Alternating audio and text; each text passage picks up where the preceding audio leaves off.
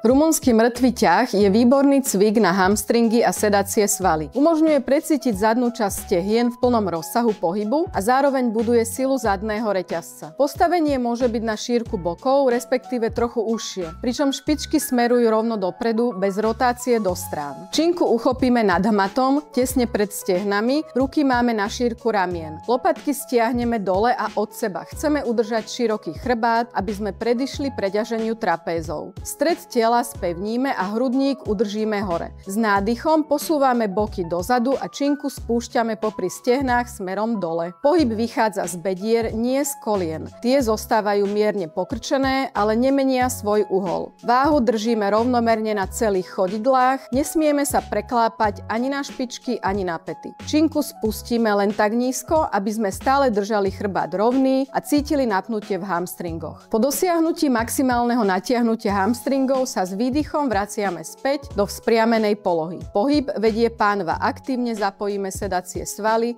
ale neprehýbame sa v krížoch. Najčastejšie chyby? Guľatenie chrbta. Ak stratíme pevnosť stredu tela a spodný chrbát sa zaokrúhli, riskujeme zranenie. Pomôže udržať pánvu v neutrálnej polohe a sústrediť sa na spevnenie jadra. Druhá chyba. Príliš pokrčené alebo príliš vystreté kolená. Ak sú kolená príliš ohnuté, pohyb sa mení na klasický mŕtvy ťah. Naopak, ak sú vystreté, môže to nadmerne zaťažiť driekovú chrbticu. Ideálne je mať ich mierne pokrčené počas celého pohybu. Tretia chyba, posúvanie váhy na špičky alebo päty. Ak máme váhu príliš vpredu, zapájame viac kvadricepsy a riskujeme stratu stability. Ak sa preklápame na päty, ochudobňujeme sa o maximálne zapojenie hamstringov a činka sa nám môže vzdialiť od tela. Štvrtá chyba, rýchly, nekoordinovaný pohyb bez kontroly. Rumunský mŕtvy ťah nie je o tom, kto ho urobí najrýchlejšie. Je dôležité cítiť celý pohyb a napätie v hamstringoch. Návrat hore